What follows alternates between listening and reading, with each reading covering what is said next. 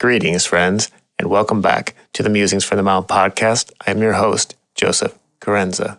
Like a seed breaking through the soil into sunlight, spiritual initiation begins with a conscious choice to grow towards the light. In this episode of Musings from the Mount, we explore the first initiation, that crucial moment when we choose to step onto the spiritual path. Through the lens of Alice Bailey's Ponder on This, we discover how ancient wisdom about spiritual beginnings applies perfectly to our contemporary paradigm. So whether you're starting out or you're well along the way on your own path, understanding these first steps can illuminate where you stand and where you're headed. So join us for an exploration of what it truly means to consciously begin your spiritual journey. And if you enjoyed this podcast, please consider going to meditationmount.org and donating. Your donation helps us to bring you this podcast, as well as all the other programs the Mount produces, both today and in the future. We're incredibly grateful and honored by our support. All right, back to the podcast and the first initiation.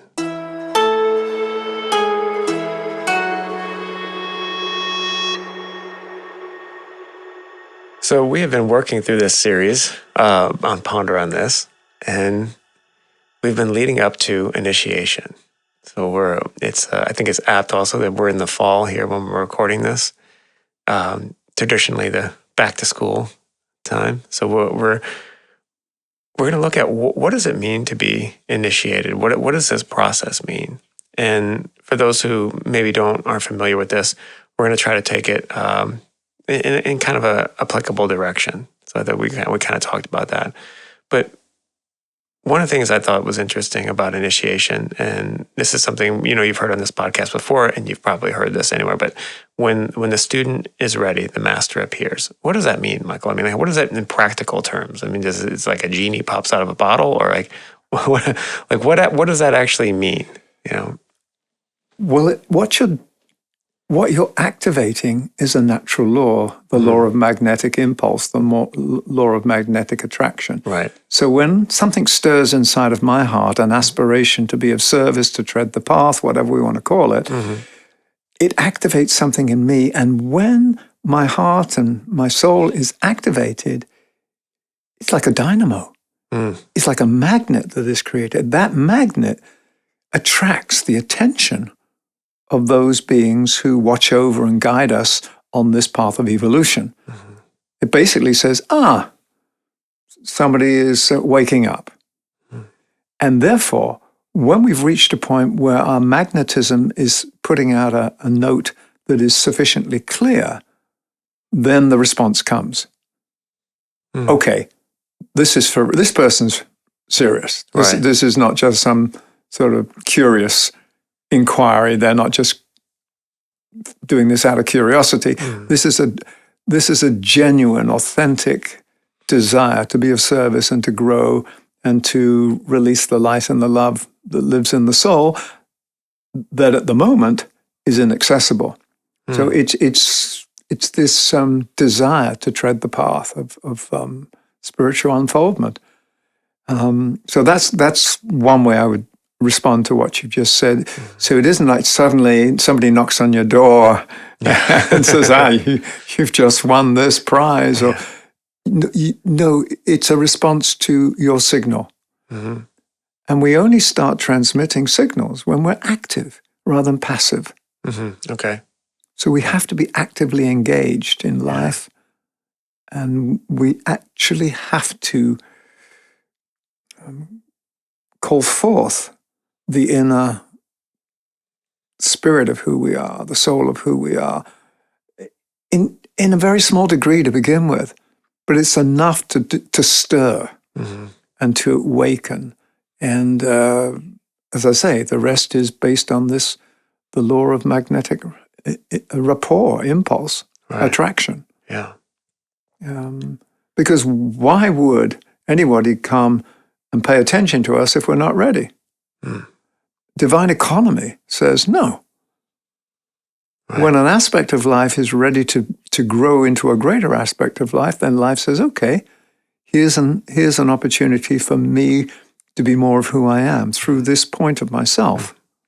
Yes, there's an energy allocation. You know. Yeah. So when we're not going to, it's not wasting energy, but we're going to use it. We're going to use it wisely. Well, that's what the law of divine economy is. Yeah. It's the right use of energy in order to serve the unfolding consciousness Right.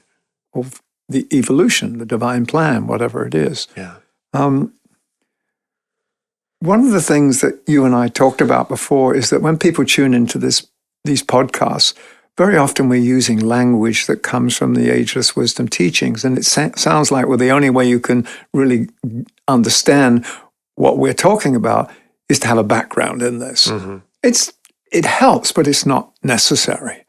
Right. And you don't have to have an esoteric understanding in order to evolve.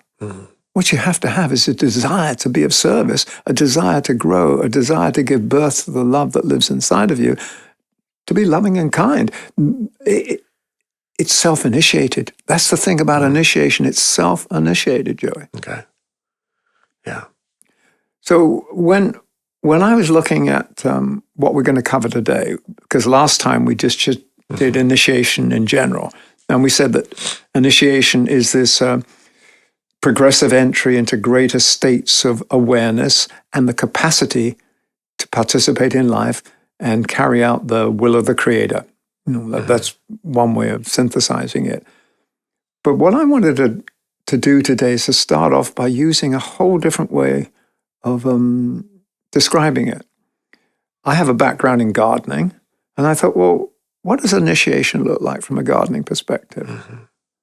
And I invite those of you listening who don't have that esoteric background but are familiar with how nature works, is we know that when the seed is planted deep inside the darkness of earth, it takes time for it to be held in the darkness and for it to be quickened. And then it starts its movement up towards the surface of, where the soil and the air meet. At that time, it's unconscious because you can't see the light. You're not responding to the light. You're responding to the call of the light. And then when you break through the surface, you are a green shoot. You're not what was in the seed. The seed was simply the container of your potential. And what you've done by placing yourself in the dark womb of matter, the mother, is you've given birth to the light of yourself. And then you strive towards the next level, which is into the air. So when you break the surface of the soil and enter as a green shoot into the sunlight and the air, that marks a whole new change of being. And that's what happens when you wake up to, oh, I'm not just living in the dark of my own self-centeredness. Oh my gosh, I'm in the light. There's more I've got neighbors and I care for them and they care for me. So something shifts. And then the call of the sun gets stronger and stronger. And we've mentioned this before. We're really heliotropic, just like the sun calls to the plants in the garden here at Meditation Mountain. You see the flowers track the sun, or they face the sun. Our innate tendency is heliotropic. We are always seeking to face and track the light of the sun, the light of the soul. And that's what calls us forth and allows us to reach a point where we began by a little seed, and then that sprouted. We were a sprout, and then we burst into the air. We became a shoot, and then that shoot went up into the ether more. It became stronger. Leaves came. Flower bud came. That flower bud then finally reached a point of maturity where it began to open. And it opens its petals. I'm talking about a flower here. And when the petals opened, they reveal the full glory of who we are. By shape, by color, by perfume. And so just to continue this analogy, the soul is often depicted in the Western mystery tradition as the rose. And in the East, I think we're familiar with the depiction of the lotus. And the lotus is useful because it grows in the mud. It has its roots in the earth. And then it grows up through the waters, which is the emotions. And then, unlike a lily of the West, which has a lily pad and it floats on top of the water, the lotus actually sticks its stem above the water level and begins to unfold its petals in the air. And it's said that when all the petals of the lotus are open, it reveals at the center the jewel within the lotus. And that jewel then is ready to receive the true fire of the sun. And it said when the light of the spiritual sun enters the jewel in the lotus, there's a point of light ignited inside that. It's called a point of blue. And in the ancient texts, it says when enlightenment is reached by any human being, it says another point of blue is attained within the diadem logoic. I mean, I love that phrase because but all it means is that once you have awakened and flowered, life has got another point through which it can express itself and fulfill itself in a larger context. So if you just want to look at initiation as the various stages of unfolding of the full flowering of who we are, so I don't know if there's there's more I'd like to say, but I want to stop now and say, well, how does this make sense to you, Joey? Well, I mean, you have a background. I have to say, I really, when you were giving that perspective, I found a new way to look at it, which I thought was really interesting. In that, so just using the analogy of the seed, you realize, okay, so it's a matter of perspective because in reality, the master was always there and the seed just begins to notice. The sun was already up there, but it wasn't until the little shoot broke through the ground that it could see the master. So in reality, the master's always there waiting for us to be ready. And the flower is ever present, but hasn't been realized. But the seed contains the promise of the full glory of who we are, but we have to grow it in time and space and substance. Yeah. So it's a great perspective, and I really like that. I think I'm gonna carry that around with me for a while. So, yeah. And the other thing is, using the gardening analogy, sometimes you can quicken and accelerate the growth of plants by putting them in a greenhouse. And then the greenhouse, you put them out into cold frames. Those of you who have gardened in little colder climates, you don't take something straight out of the greenhouse and put it in the ground if it's too cold. It's too much of a shock. There's a transition stage. You put it in cold frames, which is outside, but just it's got glass covering over it. And the greenhouse accelerates growth. It doesn't bypass any phase. And it's said that Earth, there was a decision made by these beings who saw planet Earth and the potential of the flowering of Earth, saying, God, it's going to take a long time. Is there any way we can legitimately speed this up? And so a decision was made to give us initiation. And initiation is, once we are willing, then a greater will comes towards us and say, okay, here we go. I'm going to give you a little stimulation. I'm going to give you a touch. And it's said that at different initiations, and now we're getting technical again, the rod of power is applied. And the rod of power basically carries the charge of, deep planetary and galactic impulses. It is a magic wand.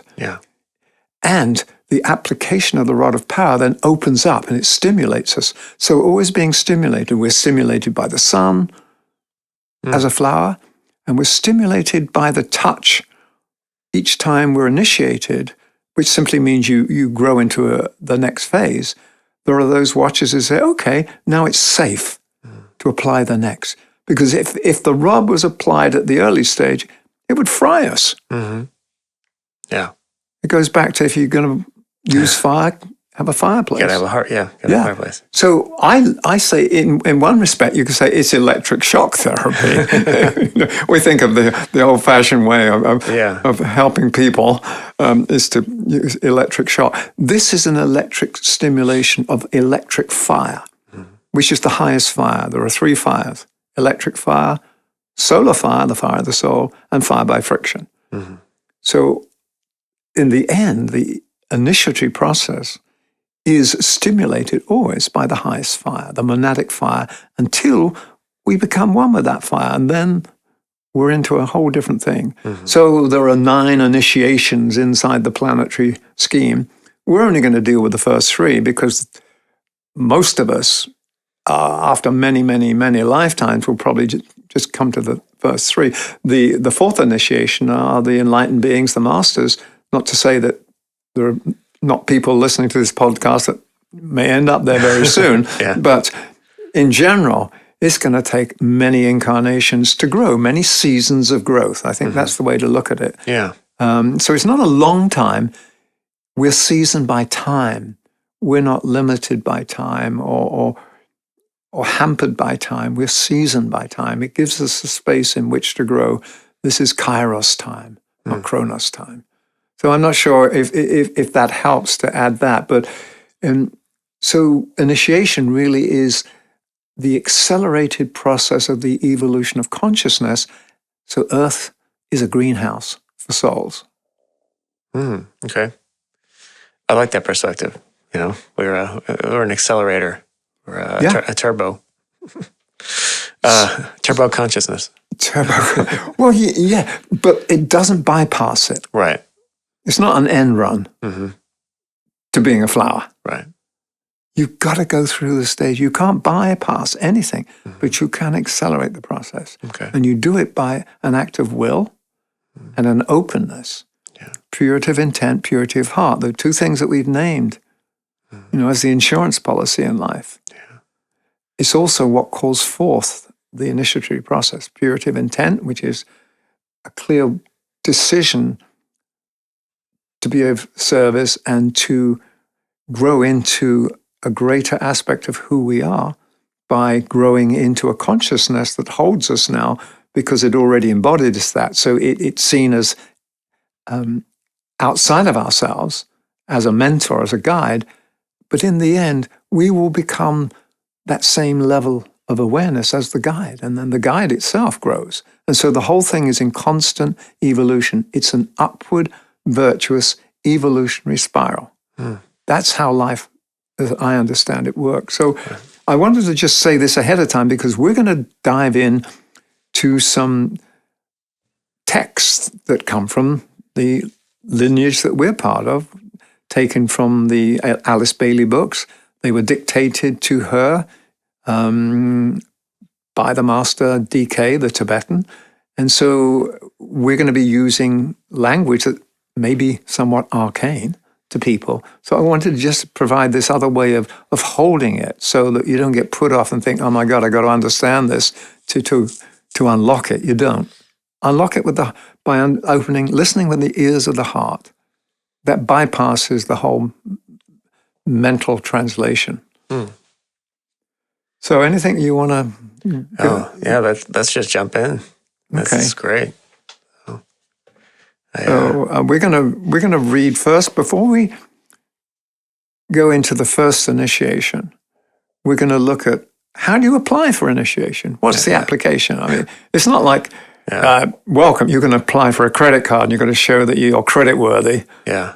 And all of that. Well, it's slightly different, but there are some similarities, and it goes back to what we just said about when the student or the pupil's ready, the master will appear.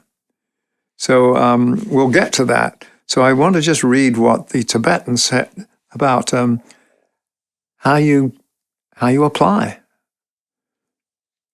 So I'm going to read the original text, and once again, we're going to be using pronouns that are more masculine because this is how it was written. And my brain's not sufficiently agile to change it as we go along. So bear with us, please. There is a great distinction between the terms aspirant to the path and application for initiation. Aspirant simply means somebody who aspires, and then an applicant who's somebody seriously wanting to do it. He who aspires and strives towards discipleship is in no way pledged to the same specific attitude and discipline as is the applicant for initiation, and he can, if he so choose, take as long as he desires in the treading of the probationary path. The man who seeks initiation is in a different position, and having once made application, has to bring his life under a definite rule and a strict regime, which is only optional to the disciple. It sounds a little harsh, doesn't it? It's like spiritual boot camp. Kind of, yeah. Well. It's like, but what it says is that, there are some monastic orders. You can be a lay person, and you have different vows. It's not that you're obedient to a person. This is a way of obedience, or discipline means being a follower of the light of your soul. So if you're a disciple, you must have discipline. Discipline is the way you practice discipleship. It doesn't mean you've got to follow these harsh rules and you can't do this and you can't do that. Because as we said, when you travel the path, the further along you get, it gets narrower and narrower until it becomes the razor-edge path of the initiate, where there is no deviation. Not because you're not allowed to, but because you're so aware of what is right action, right discernment, that you can only do what you have to do. Right. Now, we still have a lot of slop and a lot of slack in the system at the stage that you and I are at, and so we wander around, we bounce against the walls occasionally. Yeah, we do. but the narrower the path gets, it's it. That's why it's called a razor-edge path. Not because it's going to cut you up, but because there's no deviation, which is what he said here. And it was strict regime. But it doesn't mean strict, it's imposed by somebody else who's harsh. It's not your drill sergeant. I kind of think of that, I take that in the context of maybe creating a testing environment. If you're going to test something, you have to have some strict baselines, or else you're not going to know how to compare your results. So you have to first create your baseline. And maybe that means taking some arbitrary part of your life and saying, well, I'm going to do this thing every day. So now I know I do the same thing every morning, and now I have a baseline of which to work off of. That can be your discipline. It can be maybe I'm just going to write down my dream journal every morning to start out with. Exactly. But the thing is, you first start with that, and you have to have the strict discipline to then when you add the next thing, you don't abandon that. Because you've got to show yourself and show life that you're serious. Serious doesn't mean don't have joy, and it means that it's for real. Yeah, this is not, you're not playing games. Yeah. You're actually playing the game. Right, because you have to show that you can handle the extra energy and load that's coming your way. Well, thank you, Joey, because this is what people don't realize. Yeah. Initiation, as you grow into greater states of awareness, greater power flows through you. Mm-hmm. And if you're slightly off, or if you haven't got the integrity, it's going to burn you. Yeah. And it's going to burn others through you. Mm-hmm. Yeah. You can see that just out in general life, if someone maybe gets to the top of their field too fast and they burn out, or we see a great place that you can see that in sports because it's so immediately evident. Like if you get thrown into the big leagues and all of a sudden you can't hit a curveball, it's really obvious. So right. Yeah. Well, yeah. Okay. So initiation is a progressive entry into the bigs, Yeah, it is, yeah. But I think what this is talking about is more of a way. It's sustainable, and it's a stepped pattern. It's a stepped up pattern, And that's why discipline has to be self-imposed. Right. You're not obeying orders, but you are living a life that is ordered by the soul. Right. Not orders as a command, but the order means the geometrical configuration that says, this is how I live in harmony and integrity with the truth of who I am. Yeah. And as you go along, you tend, like best practices tend to be best practices. So you'll notice that people on the path tend to share some aspects of the way that they live, but but there's always an exception to the rule, you know, but it's good. I like that because, I think a natural born rebel. So I'm always trying to question like everything. So. If rebellion can be against implode structures from the outside. Mm-hmm. But when you rebel against the call of your own soul, That's right. that's when it gets problematic. Exactly. Yeah. And that's a very good point. So, yeah. So let's continue with this arcane language. That's all right. Okay. The disciple's attitude of mind must be that he cares not whether he takes initiation or not. Selfish motive must not enter it. Only those applications which reach the master through the energy engendered through pure altruistic motive are transmitted by him, the master, to the recording angel. Mm. So you've got to be serious. So when you put it's an energetic application, and it's clear whether you're serious or not because of the quality and intent of the energy. And the master says, this is a serious application. Okay, we'll accept this one. Mm-hmm. Let's record it now this person's on the books. Right. Yeah. And it said, I remember one of the descriptions is that inside a cave in the Himalayas are all these little clay models, and they represent different. A master has them representing his disciple, and through this process, he can track the consciousness and the development of. I mean, that's just another way of reading the tea leaves, but. Sure. But I think this goes back to what we said before about when the pupil's ready, the master will appear. The master will only appear when the energy engendered through pure altruistic motive is transmitted to him or her. And then basically says, okay, sign this person up.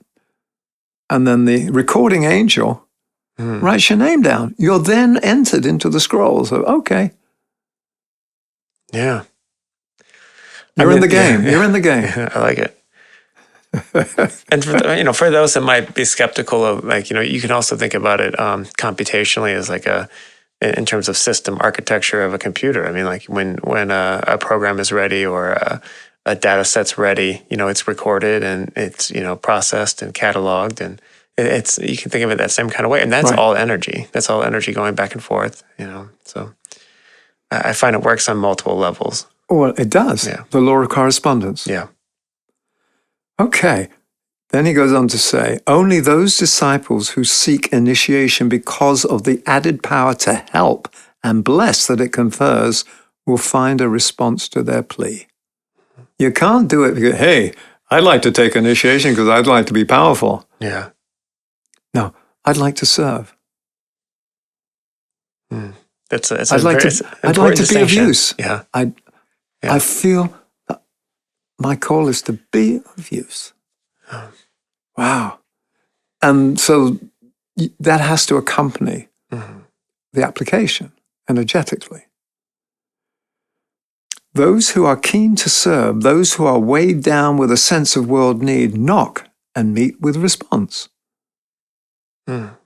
Because there is such a need for evolution to be supported by more conscious units than any time a conscious unit, i.e. a human, wakes up to the truth of life and begins to grow the inner light so it can light the path for others. That's it. You're part of the game. You're part of the greater unfolding of the planetary seed and the eventual flowering of the planet. Remember, the planet is also a potential flower within the solar garden. Yeah. Yeah. So when the lower life upon the physical plane is fertilized, the emotional stabilized, and the mental transmitted, then naught can prevent the latch on the door being lifted and the disciple passing through. That means when you fulfill the inner requirements, nothing can bar the way. Right. The door swings open. Yeah. Automatically. Yeah, I like that kind of the visual of the seed too. When it's ready, it shoots up. And when all the requirements are met, the conditions are right, it grows. There is a point where the seed is quickened. Yeah. There is a point in our life when something stirs inside our heart and we feel compassion. We feel something beyond self-centeredness. Yeah. So I like this. This next one is good because it's like, okay, many people are regarded as initiates who are only endeavoring to be initiate. Mm-hmm. They are not, however, real initiates. They are those well-meaning people whose mental understanding outruns the power of their personalities to practice. Mm. Don't get ahead of yourself, Joey. Right. Don't get ahead of yourself, Michael. They are those who are in touch with forces which they are not yet able to handle and control. Mm-hmm. They have done a great deal of the needed work of inner contact, but they have not yet whipped the lower nature into shape. They are therefore unable to express that which they inwardly understand and somewhat realize. They are those disciples who talk too much and too soon and too self-centeredly, and who present to the world an ideal toward which they are indeed working, but which they are as yet unable to materialize, owing to the inadequacy of their equipment. Mm. So it basically says, like, Yeah. keep quiet. And one of the words of power, Yeah. we've got to dare, to be, to know, is to be silent. Yeah. I think that's a very, very important aspect of that, and I see that anytime someone kind of starts this little journey, you see, especially on social media, all of a sudden, they're giving lectures and giving all this advice, and sometimes you're like, yeah, maybe not, maybe just. Well, actually, I did a double take this morning when I was reading this. And went, oh, hopefully our podcast not one of them. I was thinking the same thing. We're proceeding gently. We're proceeding gently as she goes. Yeah. But I think this is really important because there is an old phrase that says, "Those that know don't say; those that say don't know." Right. No, well, I think we preface everything with, this is just our interpretation. Yeah. This is not, we're not saying that we know better than anyone else. So we're hoping to introduce people to these concepts so that you can explore it on your own. Well, the way that you and I have looked at this is that we're on this journey. We can compare field notes. Right. Exactly. Yeah. We're comparing field notes based on the territory we've covered and based on the guidance that is given. Mm-hmm. And we did a couple of podcasts on rules of the road. Yep. And so there are guidelines. Yeah. So we're not just making this stuff up. That's right. No, and this is also, this is a one-way podcast, but it's also an invitation to hopefully anyone that's listening to this to continue your journey and to invite you into the greater conversation. The reason we're putting this out is to stimulate human consciousness. Right. So that we can wake up and be of service to the planetary destiny and to the destiny of the human soul. Right. Because, and also you can remember that the final edition is not written yet. So maybe someone out there listening is going to be writing the next chapter. Yeah. So, yeah. The next is one very simple sentence. The major liability of the average initiate is sloth, or lack of speed. Ponder on that, he says. Which doesn't mean it's a race and you have to rush. It's whether you're driving with the brakes on, whether you're fully engaged, all in, whatever the phrase is nowadays. Yeah.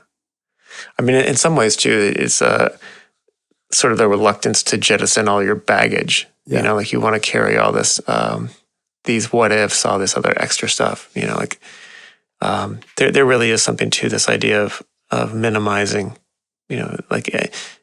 everything, your thought process, your belongings, the way, your footprint, everything, so that you become streamlined. Well, one of the things that DK says, that the Tibetan, is that the further along you get on the path, the more you have to simplify. Mm-hmm. Yeah. And simplify doesn't mean leading an ascetic life. It means leading an essential life. Mm-hmm. Yeah, I really like that distinction. And we've talked about that in other podcasts, the difference between being a minimalist and being an essentialist. Yeah. Exactly. So those are the requirements for application. Yeah. So I guess if you want, we could begin the journey into the first initiation. And then probably in the next podcast, we'll pick up the second. And then maybe on the third one, we'll look at, I guess, well, no, that will be the third one, isn't it? This is the second. Yeah, this is the So second. we're only going as far as the third, because beyond that is like speculation. Yeah. Although we know there are beings who have reached that, because they're the ones guiding us, thank God. Maybe in season 4 we'll touch on some of that, but Absolutely. we'll come back to it. For the moment, we're concentrating on where most of us are right now. Yeah, run inside our breath. That's right. So the first initiation is called the initiation of birth. That's the first awakening. Okay. So, and here we're going to use a lot more arcane language, and we'll stop and unpack it. And also, we're going to be using phrases that may sound religious, like Christ and things like that. And I just want to say something about that. If you think of the analogy that was given just a while back about the full flowering of our humanity, when you think of a flower opening up, the full flowering and the radiance of that flowering is what is called Christ consciousness. And Christ consciousness predates Christianity. It's as though the Master Jesus became Christed, and therefore he was the Jesus, the Christed one. And now we've shortened it to Jesus the Christ, and then we just talk about Christ, and it's limited to Jesus. And people may have some issues with this, but this is the understanding I have, and that's held within this tradition, is that each of us have the ability to give birth to a Christ consciousness eventually, to flower, as St. John said, Christ in you, Christ in me. This is the God within. And so when we use the word Christ, we're not talking about Jesus. We're talking about the flowering, the full flowering and radiant revelation of the essence of who we are. And because I know people could get stuck, particularly if you come from a different tradition, if you're Hindu or if you're Buddhist or you're a follower of Islam, you may take exception to the word Christ, but this is not referring to the person we call the Master Jesus, who became a Christed being because he opened up his heart and absorbed and held the pain of the world.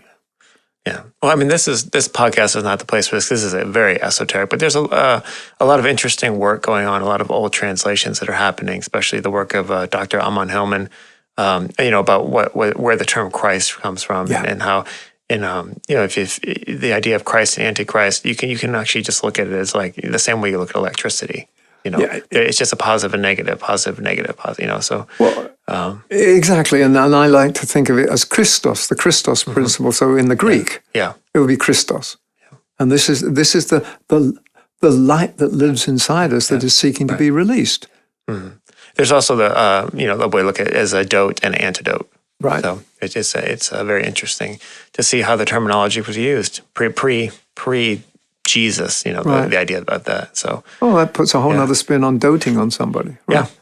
No, the stuff he's translating is you realize that to Christ something was like to apply, and then the dote, and then the Antichrist was the antidote. So the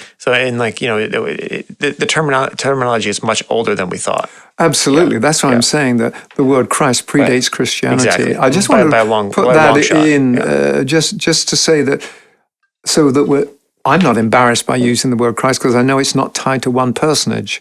That's right. But it's very sensitive for a lot of people. It is very, very sensitive. I mean, I grew up in Catholic, so I mean, it always I still feel that pang, but I've learned how to process that and where to put it, but it's always there. But I find that I just smile at myself when I feel it. So no one religion can co-opt the truth, as the Theosophist says. Yeah. There is no religion higher than truth. Absolutely. And therefore, the religions are the story of the birth of enlightenment. Mm-hmm. Yeah. So, carrying on after that slide. our preamble. Well, we had to do that because we're going to be using the word Christ and Christos. Okay. At the first initiation, the control of the ego over the physical body must have reached a high degree of attainment. Mm. You've got to be in control of your vehicle. You've got to be able to, it's like a driving test. Mm-hmm. You've got to show you can drive your vehicle. That's right. The sins of the flesh, as the Christian phraseology has it, must be dominated. Gluttony, drink, licentiousness must no longer hold sway. And this sounds like, God, this is a puritanical path. It basically says, look, as you go on the path, you understand the level of nourishment you need, what kind of food you need, and things that you lived on before, like junk food, Mm-hmm.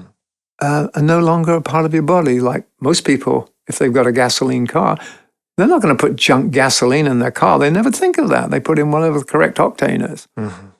But we tend to put anything into our burners. Yeah, it's true. So it's basically saying there comes a point where you have to leave behind some of the things that weren't life-giving. Mm.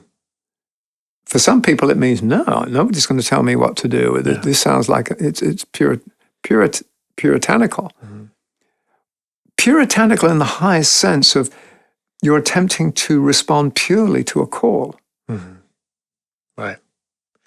Right. And it's about not being controlled by your desires. It's having control over your body. It's not you don't have those desires. It's not asking you to be live in a cave with with rags on and only eat a couple of pieces of rice a day. It's not asking that. No. It's like it's to know thyself. So if you know that you have a predilection towards maybe you like to, let's just use food. Maybe you like to overindulge. Right. You should know about that yourself. And there's something to be gained from the struggle or the process of taking that control and recognizing that. You learn a lesson there. There's lessons to be learned there. And that's the point of this. Well, I'm thinking of Kelly and her big German Shepherd dog. There's a time when you have to bring that under control. Yes, there's lessons.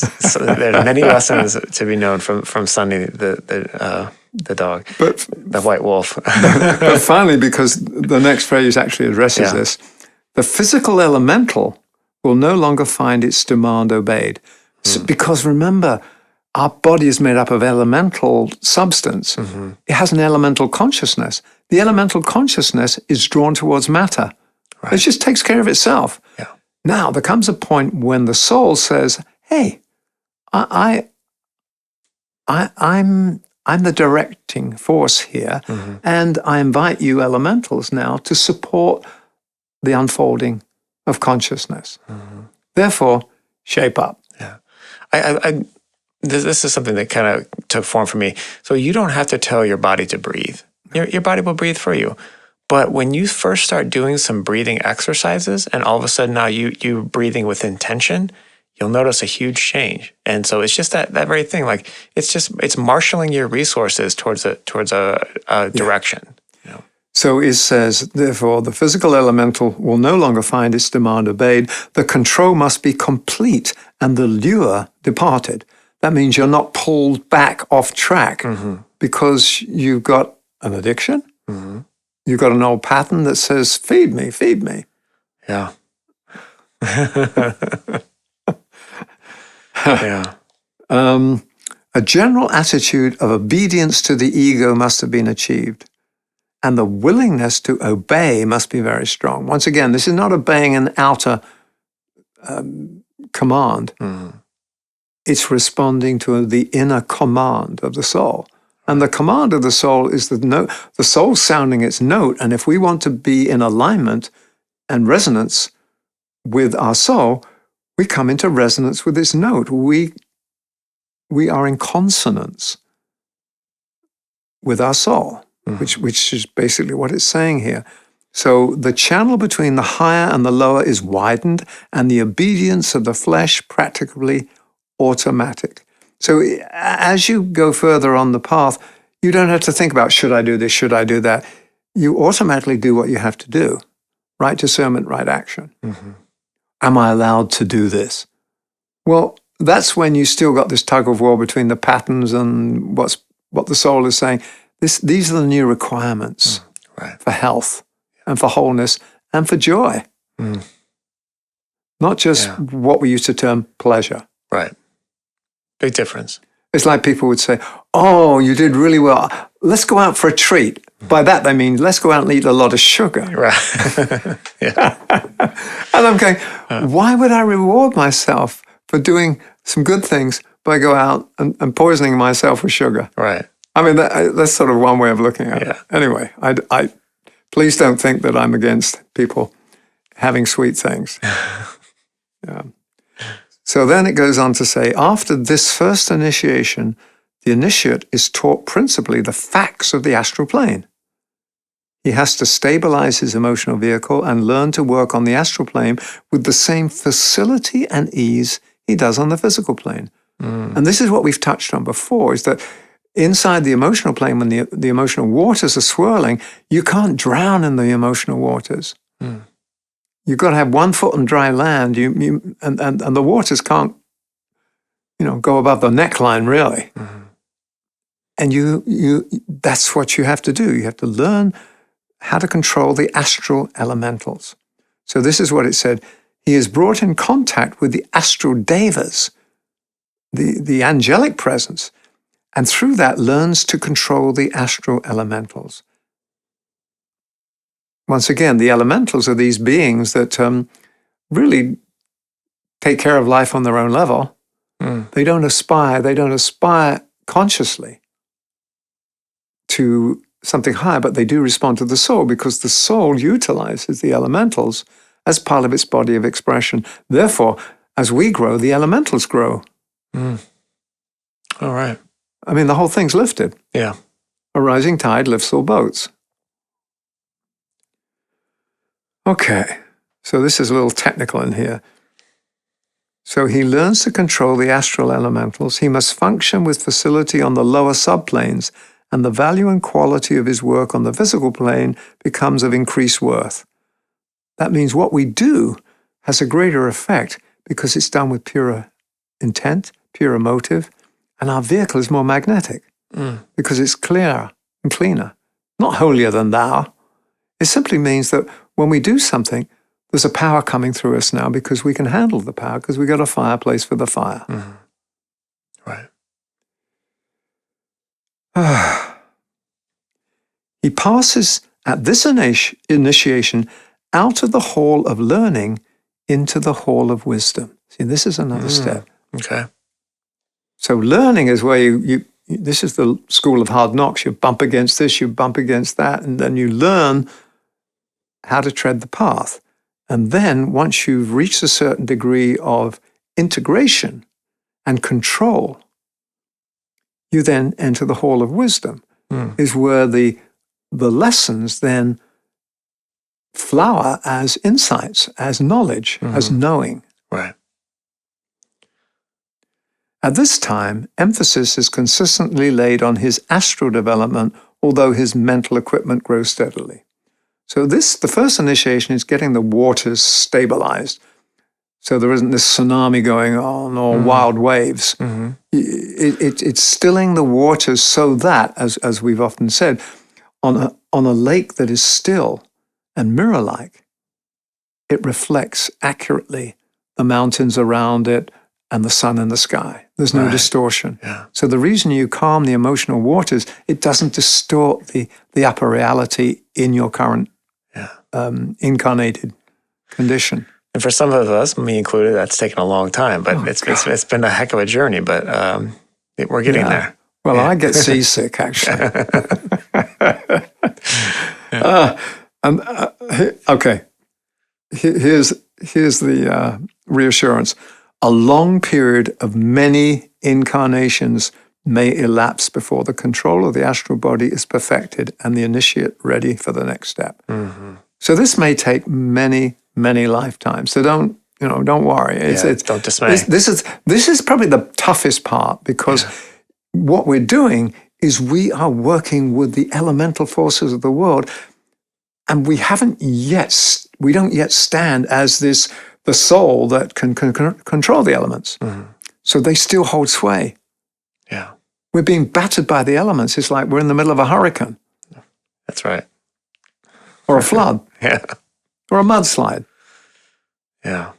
Yeah, and that is, for many of us, that is our everyday emotional waters. And there's always those two things. Like if you think you really control yourself, is like, are you really enlightened? It's like, well, how do you behave in traffic and then go home for the holidays and see how you are with your family? Well, that was They'll test you your think you're spiritually involved? Yeah. Spend 3 days with your family. Yeah, and that's a true test. Well, it is, because with the family, what you're doing is bringing up some of the inherited patterns that this group of people agreed to share together and work out together, called a family. And therefore, there's an elemental force inside of those patterns. So it doesn't take long for things to get triggered. That's true. and hence the birth of the genre of holiday films. Oh, gosh. So the first initiation, it says here, simply stands for commencement. Okay. We put our foot on the path, and the longest journey starts with a single step. Yeah. Here we go. But this is conscious journey. We've been evolving and evolving, but this is the first conscious where I choose to walk this path. Yeah. That's the big difference. A certain structure of right living, of thinking, and of conduct has been attained to form that body that Christ is to occupy. Is being constructed. So here we go back to the Christ being the radiant flowering, the fire, the radiant fire that lives at the heart of who we are, has to have a body that can handle it. And we're beginning to build that body, which is the building of the temple of the self. And when you build the temple of the self, then the Holy of Holies, the highest fire, can live inside the temple. If you want to use that analogy, Joey. Okay. Now the form has been vivified and indwelt. The Christ life enters, and the form becomes alive. It becomes quickened. So just as the seed in the soil was quickened by life, and then it started to grow towards the surface of the soil, there is a time when this Christ presence that pervades the universe quickens us. And what does it quicken? It quickens the same germ, the same seed inside of us. And this is the Christos. This is the light and love of who we are. Once again, it's not referring to a specific personage. Although that personage, in the form of Master Jesus, did experience and express Christhood. Or Christos consciousness. Right. Then it goes on. Very little egoic control need be evidenced when the first initiation is taken. That initiation indicates simply that the germ of soul life has vitalized and brought into functioning existence the inner spiritual body, the sheath of the inner spiritual man, which will eventually enable the man at the third initiation to manifest forth as a full-grown person in Christ. It doesn't mean you now are a Christian. It means the light of the Christ consciousness can come alive in you at the third initiation, because the third initiation builds the fireplace to contain this fire of love. Right. So between the first and second initiations, much time can elapse and much change must be wrought during the many stages of discipleship. So it's basically telling us, look, relax, you've got a lot of time to work on this. And then we get impatient. Say, but I'd like to do it now. I want it now, and I want it all, and I want it now. That's right. But the only way we can have it all and have it now is by being worthy of it, i.e. fit for use. Right. If we haven't built the body, the spirit can't enter. If we haven't built the fireplace, the fire can't be housed. So initiation is this progressive entry in states of consciousness, which, as we enter a new state of consciousness, itself becomes the preparation for the next. That's right. So these series of initiations are stages of liberation of the indwelling life and the building up of that instrument that can express the indwelling life. I mean, That's how I hold it, very simply. I'd like to look at it too as like, if you don't be dismayed, because, you still plant trees even though you're not going to be able to sit in their shade one day, right? So it's the idea is you're still planting these seeds, these ideas, you're still doing this work, even if you're not going to see the fruition in this lifetime. It's still important work. And so the first initiation, in fact, if you look at it from the perspective of the masters that guide us, and by the masters, this could be female, male embodiments, we call them masters of wisdom. These are simply postgraduate humans, the people who have traveled the same path we're on now. They've graduated the Earth classroom. They've graduated with a degree. Mm-hmm. And therefore, they are the most perfect mentors to have because they know they've done it all. Right. They know our struggles. They're not allowed to fix it for us, but they can give us hints when we ask. And it's said from their perspective, the first initiation, the initiation of birth, the second initiation, which we'll look at next time, called baptism, these are just the preliminary initiations. The real initiation starts at the third initiation. Mm-hmm. That's when you got your act together. Mm-hmm. The first two initiations are getting our act together. Okay. But from the perspective of the ashram, you actually tread the true path at the third initiation when you got your vehicles together, you got the alignment, you got your integrated soul personality. Yeah. Now we're just getting our act together, Joey. That's right. Which is no mean task. No, it's not. It's a big deal. Oh, God, man. Yeah. So it says, many thousands of people in the world today have taken the first initiation and are oriented towards the spiritual life and the service of their fellow humans. Their lives, however, frequently leave much to be desired. And the soul is obviously not in constant control. A great struggle is still being waged to achieve purification on all three levels. The lives of these initiates are faulty, and their inexperience great. And a major attempt is instituted in this particular cycle to achieve soul fusion. When that is attained, then the third initiation, the first from the ashram's perspective, is taken. Yeah. So it's basically saying, look, doesn't mean you can get away with anything, but don't be too hard on yourself. You are where you're at. Keep aspiring, but don't get down on yourself and judge yourself. Now, you can lovingly self-correct, which is different than beating yourself up. Yeah. Which I know I've done for years. Yeah, I've been guilty of that too. So, yeah. God. Yeah. Whew. So let's take a breath because it's just a little bit, there's a little bit more to cover today. Yeah.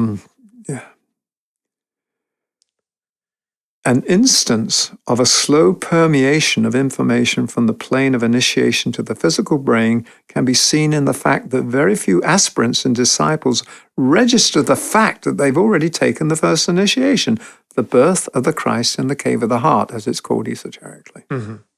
They have taken it as evidence by their deliberate treading of the way.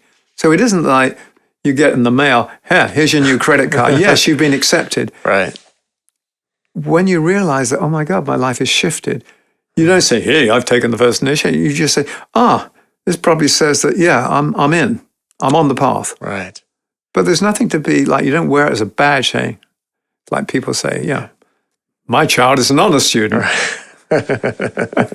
And there was a beautiful cartoon I saw. It was like, there were three donkeys with three women outside a school in Bethlehem. And on the back of one of the donkeys, it says, my son is an honor student. My daughter, it belongs to this club. And on the third one, it said, my son is God. It was Mary waiting for Jesus, pick him up from school. Yeah. We don't go there, Joey. Yeah, that's not the flex we're looking for. No, so we're not proclaim. It's nothing to proclaim. Right.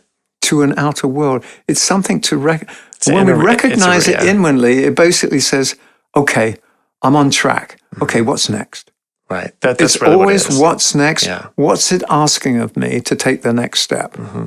So let's just do a little bit more because we've eaten a lot of food today. That's right. it can be assumed that all earnest and true aspirants and disciples who work undeviatingly for spiritual advancements with pure motive and who are oriented unswervingly towards the soul have taken the first initiation. So if you're on track and you're not falling off the wagon every day, you've started. Yeah. So the first initiation isn't like, wow, hey man, it's like you wear your white belt in judo and. No, I think that is interesting because unlike getting your different belts as you go through martial arts, this is more of a thing where you look back and realize, oh, I've made it this far. You don't.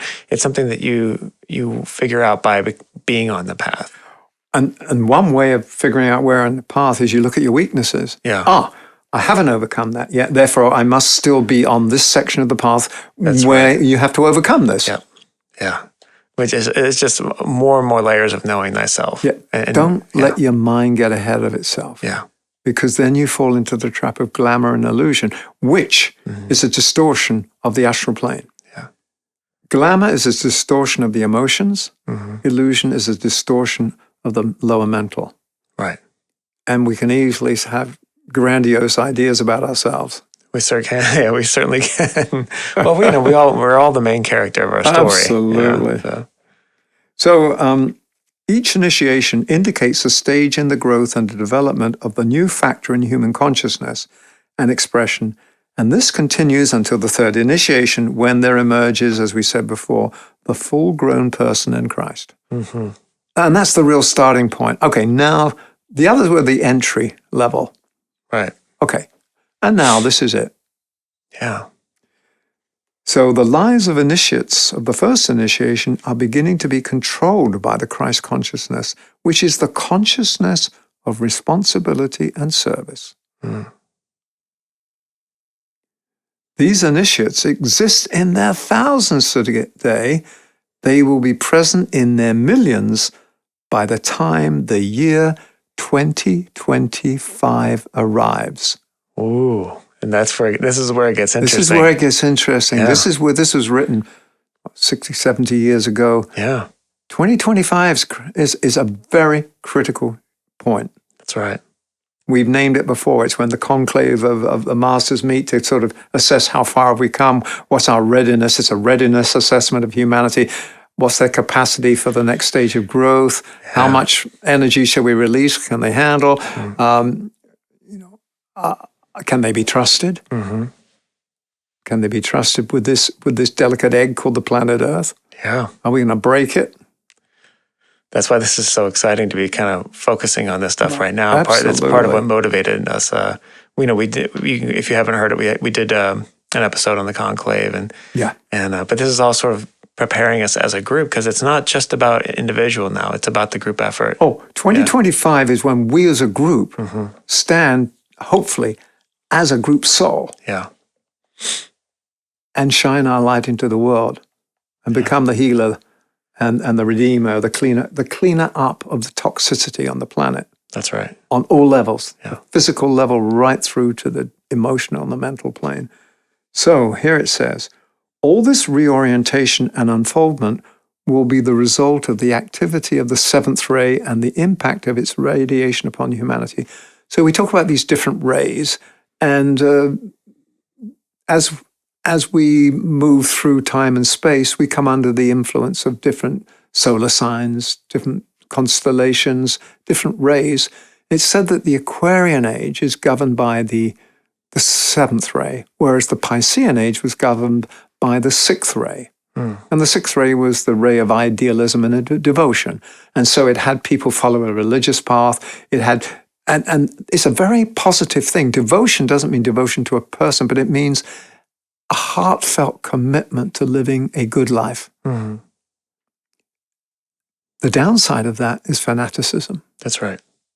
So when we switch to the seventh ray, which is the ray of synthesis, and the ray that brings the elements together in groups, that's why we are taking this as a group. That's why we said last podcast, it isn't just the lonely, weary pilgrim on their own solo adventure knocking on the door. If you knock on the door asking to enter the ashram, they're going to say, so where's your group? Right. Yeah. Sorry, no individual visitors. It's because it isn't that the individual isn't important, but if you look at the journey of the evolution of consciousness, when we grow as an individual and understand the I to the we journey, with we becoming an expanded sense of I, what we're witnessing is life regrouping itself. So rather than having the I being the only place where awareness was alive as a singular focus, it now becomes alive inside the group consciousness. Then the groups come together, and guess what? Then we as one humanity, as the soul of humanity, become one body. That's a long way off. So it's the regrouping of the dismembered parts of the body of humanity that we're part of. That's why the seventh ray helps bring things together. And it's like the rain that blesses all things. And so you'll see the rise of organizations, you'll see the rise of group effort, you'll see the rise of gangs. Because like the rain, it waters all things. Yeah, that's a good point. So the seventh ray will organize everything. Now, depending on where your energy's at, it will organize gang warfare. It will organize mafia. It will organize organized crime. It will organize a network of people called the new group of service, a network of light. It will organize ourselves based on our level of consciousness. Right. So that's why we're talking about 2025 and the importance of coming together as many as we can to stand as a representation of the soul of humanity. So initiation isn't this solo effort to be the first graduate in my family. Right. Oh yeah, there was a time for that, but now it's time for we go. There's that saying: if you want to go fast, go alone, but if you want to go far, go together. Yeah, thank you. So just a couple more quotes, and then we'll wrap for today. The first initiation marks the beginning of a totally new life and mode of living. It marks the commencement of a new manner of thinking and of conscious perception. I mean, it's one day you wake up and you're different. You feel different. You're thinking different. You think, oh my God, I'm changed. What happened?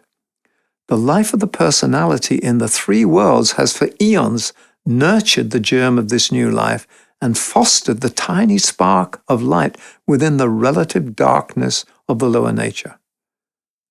This process is now being brought to a close, though it is not at this stage entirely discontinued, for the new person has to learn to walk, to talk, and to create.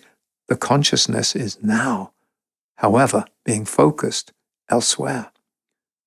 This leads to much pain and suffering until the definite choice is made, a new dedication to service is vouchsafed, and the initiate is ready to undergo the baptism of initiation, which is the second initiation we're coming up to. So it's a tough, thorny path, because the pain is a signal that says you're not in alignment with your true self. You're out of integrity. Right. It's not a punishment. We said pain is a signal to bring you back on course. It's not a punishment for things you've done. Right.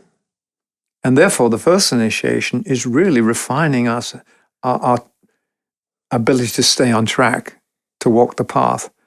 And then we're ready to take the step of the next phase of the path, which is the second initiation, which is what we'll explore next episode. So that was a lot to cover today, Joy. When you step back and take a breath, and what are you taking with you out of our conversations and our exploration today? What new insights that inform you and help you understand what's happening to you individually and what's happening to us collectively have been born? Yeah, for me, it's about recognizing where I am on the path, and seeing that, and also like what am I doing to help serve the group? So, I mean, for me, part of that is just being part of the community here at Meditation Mount. That's part of my everyday anyway. So, but I've always been drawn to group endeavor even before I understood what that was. I mean, my whole background is on being a tour manager or being a manager of groups of people. So I've always been a pilgrim or a shepherd of sorts. But the idea also, that you really have to know yourself. You have to, like, this idea of discipline, being a sort of a rebel, noticing the difference between rebelling against myself and rebelling against something that's, maybe an injustice, and getting control of myself. I mean, not for nothing, I had, my nickname used to be Tornado Joe. So, so there's even a song. One of my buddies wrote and recorded a song called Tornado Joe, and it's about me. And so getting control of that weather, that internal weather system, and that has been my biggest goal for this. I think this incarnation.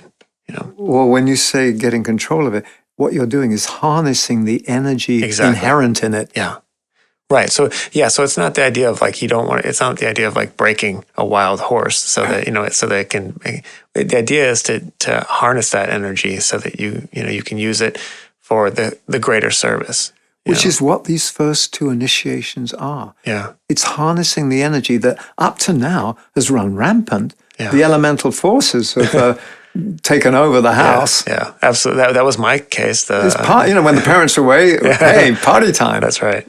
So, and that's also been a big struggle of mine, of realizing, that you can, embracing responsibility, embracing adulthood, maturity, without losing the beauty of the child mind and the beginner's mind. Thank you.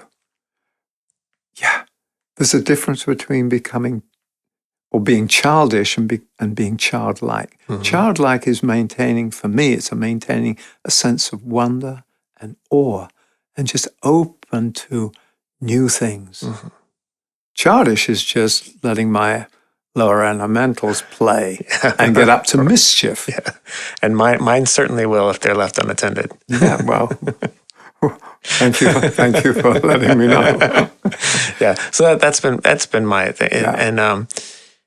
and not to my shock, but I guess a little bit of a surprise is that I found that it actually suits me too.